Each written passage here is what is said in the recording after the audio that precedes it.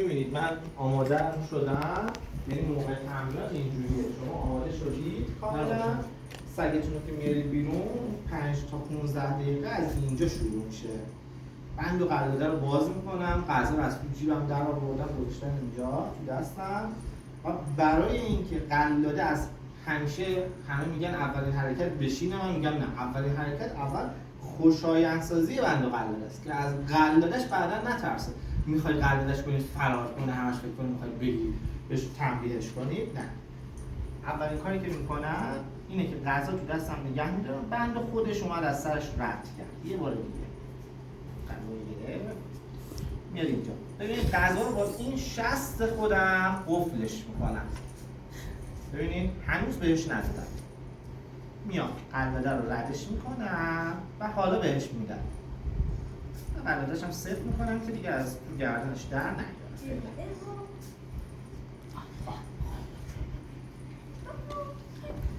این غذا رو چون تجربه نکرده و خیلی دوست داره، حاضر جونش رو باش بده.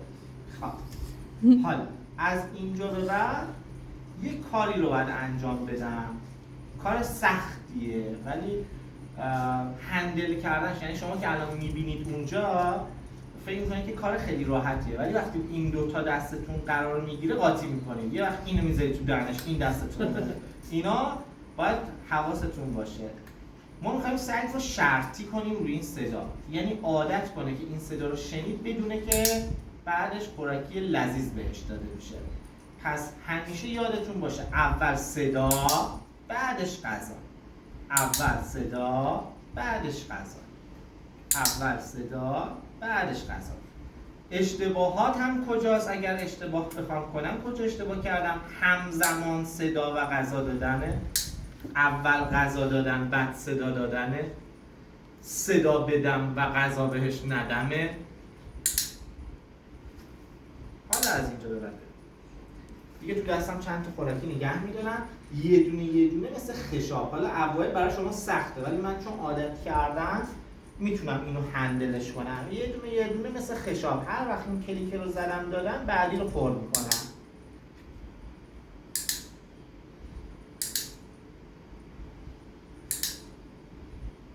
یادتون باشه حرکات همیشه به سمت عقبه، دستم هم همیشه به سمت پایینه. هیچ وقت دستم رو مشت نمی کنم، هیچ وقت دستم رو به پشت برای سگ نمیگیرم، دستم همیشه تو این حالته. یک گودی ایجاد کردم که پوزش رو بندازه اینجا و چسبیده به دست من باشه. اینجوری حتی اگه گازم بزنه دست شما درد نمیگیره و اون کاملا متوجهه که دست شماست و گاز نگیره. و هم میتونم خوب مدیریتش کنم که بهش ندارم. پس حرکت به سمت جلو ندارم، همیشه حرکت به سمت عقبه، دستم همیشه به سمت پایینه و اونم چسبیده به دست منه.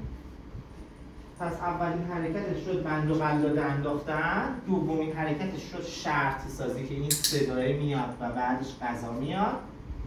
صدا میاد بلافاصله غذا، صدا بلافاصله غذا، صدا بلافاصله غذا. بعدی حرکت بعدی شد دستم رو توش غذا نگه میدارم و میذارم با دست من بیاد. به این میگن لورینگ یا تعقیب دست.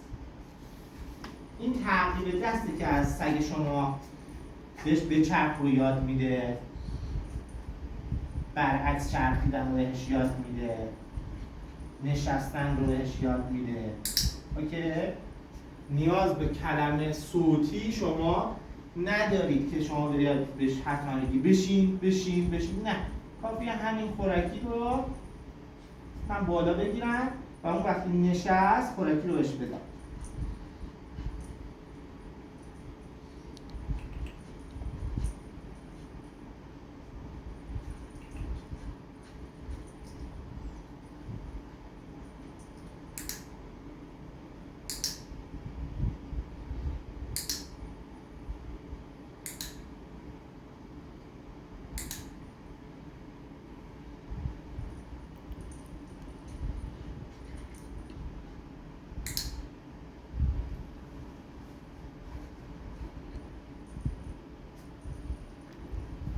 ببینید چقدر یادگیریش فقط میتونه سریع اتفاق بیفته.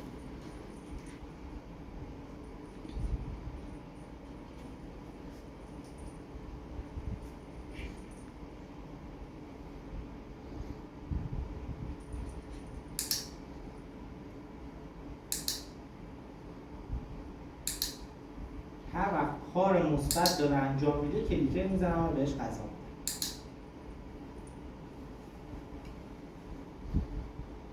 دوباره تعقیب کردن دست رو براش انجام میدم. این تعقیب کردن دست باید از همه جا اتفاق بیفته. باید بیاد از این پا نترسه. دستامو عوض میکنم که مطمئن شه که این دستا مثل قود چراغ جادویی و همیشه بهش غذا میده. هیچ وقت این دستا دعواش نمیکنه. بعدش چرخیدنه. یه دور کامل بزنه بعد اینجا بهش غذا بدم. یه دور کامل بزنه اینجا غذا. اینجا نمیدم، اینجا نمیدم، اینجا نمیدم، اینجا میشه.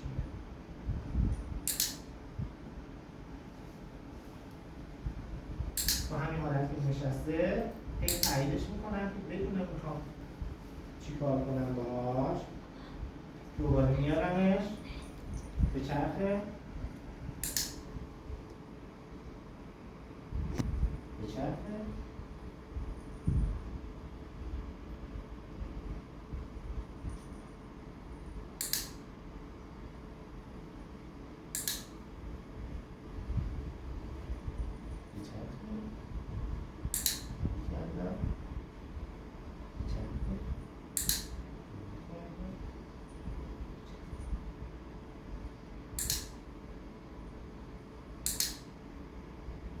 حالا اگه بخوام از همین حرکت به حرکت خوابیده برم همینو میکشمش پایین.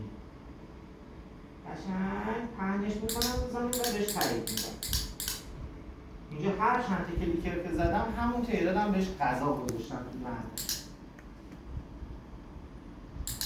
حالا ببینید چی راحت دوباره میشه بهش یاد داد که بیسته. بیست اینجا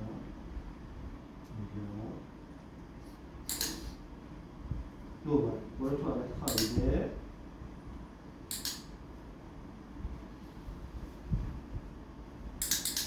بلند نشد من دوباره بهش غذا دادم چون نباید از حرکت خارج بشه تا زمانی که دستور بعدی بیاد. دستور بعدی چیه؟ بشینه.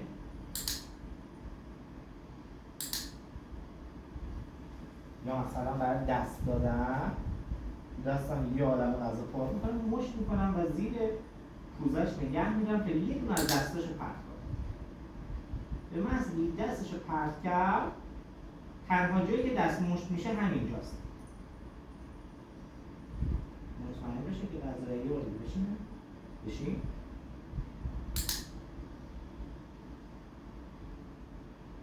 میذارم دستشو پرت کنه. نشد. بشین.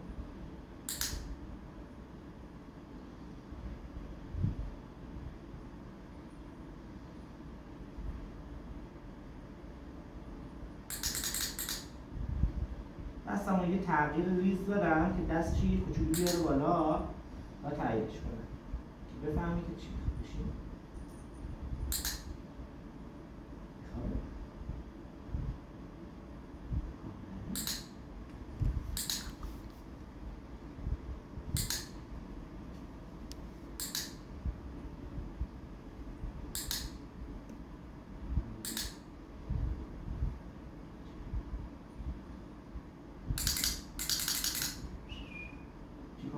بیا بشین.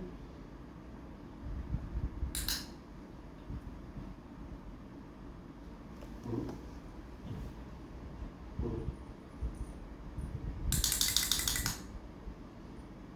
بشین.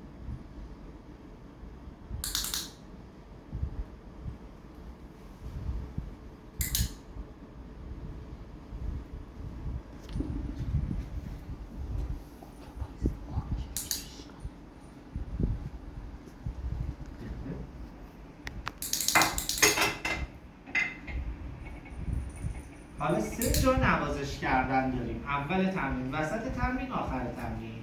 حالا اینجا نوازشش میکنم چون شلوول شد دیگه، غذاش زیاد خورده، توپولیموپولی شده و الان دیگه لش میکنه. برای این کار اگه یکم دوباره انرژی بگیره دوباره من نوازشش میکنه که بخواد. حالا اینجا رو ببینید، بهتون گفتم برای اخطار دادنش من بیام اونجا به اون سرامیکه که شما غذاها رو ببینیدش. ولی ببخشید که من پشت میکنم اینجا. خب اینجا بشینه، اینجا اینجا خب بشینه. خب کام. ببینید من به دو شکل میتونم به چیکو یاد بدم که این غذا رو نخوره. این غذا رو الان میبینید دیگه چیکو خیلی عاشقشه، میگیرم جلوش شروع میکنه به خوردن. به دو شکل میتونم، هم میتونم مثبت براش انجام بدم که نخوره، هم میتونم منفی انجام بدم. منتها منفی زدنه رو میخوام بهتون یاد بدم. اینجا رو ببینید، اینجا رو ببینید، غذا رو میذارم اینجا. چیکو به محضی که میخواد اقدام کنه نه نه نه، ببینید چند بار طول میکشه چون نه رو نمیشناسه. اینجا رو ببینید، نه نه نه.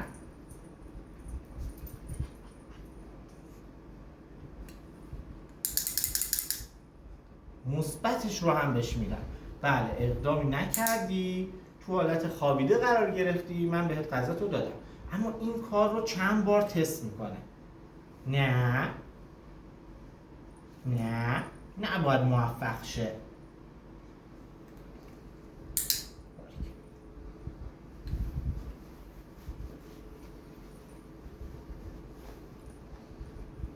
جاش یاد گرفته. نه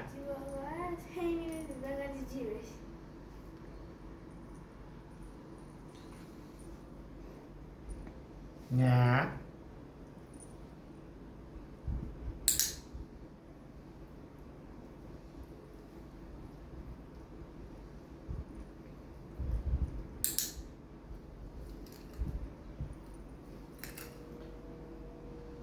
اینو پرت کنم چیکار میره میخورتش دیگه، درسته؟ میخوام بهش بگم که نره دنبالش. نه نه نه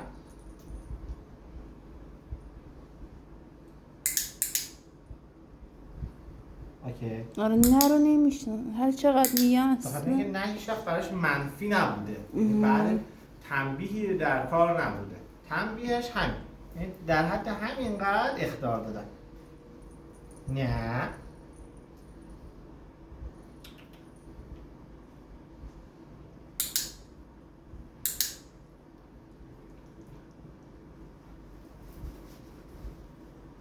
اصلا گزینه نمیگیره.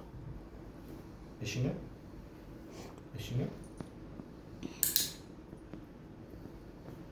بخوابه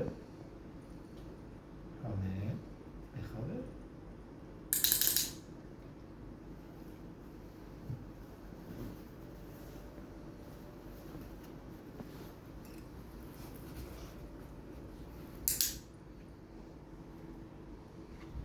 دو تا قانون رو باید یادتون باشه. یه دونه قانون 3 ثانیه است، یه دونه قانون 9 ثانیه. قانون 3 ثانیه چی میگه؟ میگه سگت هر کار درست یا منفی انجام داد 3 ثانیه فرصت داری که تشویقش کنی یا تنبیهش کنی. 9 ثانیه چیه؟ 9 ثانیه میگه الان که بهش دستور دادم دست بده، اینجا ببینید بشینه دست بده. 1 2 3 4 5 6 7 8 9. دیدید؟ اوکی. یعنی تا 9 ثانیه اگر انجام نداد برو و دوباره تکرارش کن، دست بده. بعضیا مثلا سگ میخواد جیش کنه، هی بهش میگن جیش کن جیش کن جیش کن جیش کن جیش کن و سگ مثلا پنجمین جیش رو جیش میکنه و از اینجا به بعد همیشه منتظر 5 بار جیش کردن پشت سر همه. ولی در صورتی که شما وقتی بهش میگید جیش کن و 9 ثانیه باید صبر کنید. اوکی؟ اگر تو 9 ثانیه انجام داد که حالا بعدش تشویق، اگر هم انجام نداد دوباره دستور رو براش تکرار کنید. جیش کنه. یک. من تو این دوره که مثلا تمرین اینا میدیم آب اینا بهش ندیم نه؟ فقط غذا. اصلا تو زمان آموزش شما به هیچ عنوان آب نمیدید. آب رو بعد از اینکه تمریناتش تموم شد بهش تو ظرفش آب میریزید و میذارید توی پارکش تو یاد بگیره بعد تمریناتش برگرده بره تو قفسش. ولی در کل خیلی سگ فوق‌العاده‌ایه. یعنی سگ با روحیه پارس کنندگی پایینه و خیلی راه میاد باهاتون، یعنی خیلی باهوشه. چی باز میگی؟ تو دنبال چی میگی؟ خوشگلی گوگلی. ولی خب مستعد قارچ هستش دیگه. از همین اول که زیر پوزش اینجوری داره صورتی میشه. از اول صورتی بوده. این گازگازی رو که میبینید الان اینجا میخواد انجام بده، میبینید؟ اینا بخواد رنگین شیریه. ببینید؟ همین هم میتونم بهش اخطار بدم که این کار رو نکنم. ولی بهترین چیزی که خب من خودم در حقیقت دارم اینجوریش میکنم و آدرنالین ترشح میکنم. ولی اگه بخوام همین کار رو نکنه نه. ولی پوزش رو میگین صورتی، از اول صورتی بوده. من حس میکنم که زیر این پشمای صورت حس میکنم که باید شاید هم خیلی آبماک میکنه. آره. اینجوری نکن. چون دکتر دید گفت اوکی. نه. الان توی یه ماهی که بشه ماه 2-3 بار دکتر رفته. آره 2-3 بار دکتر بردمش. اوکی اونا اشعه میندازن. آره اشعه انداختش. آره کامل انداختش. زیر بدنش، صورتش. این سوال ما اینجا ما از جایی که خریدیم گفت ما یه دوز واکسن زدیم. اصلا اعتماد نه. آره 2 ماهه بود. ولی بردیم دکتر گفت نه